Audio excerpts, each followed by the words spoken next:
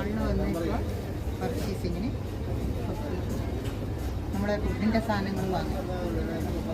എന്താണെന്ന് വെച്ചാൽ നമുക്ക് നോക്കിയെടുക്കാം. സാധനങ്ങളെടുത്ത് ഇനി ബാക്കിയെല്ലാം നമുക്കിങ്ങനെ പോയി എടുക്കാം.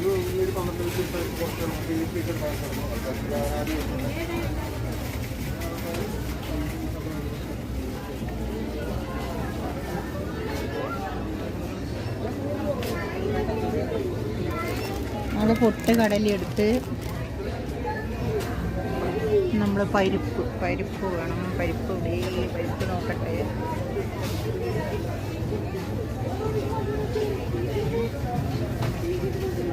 പരിപ്പൊന്നും കാണാനില്ല. പരിപ്പ് നോക്കട്ടെ. പരിപ്പ് തീർന്ന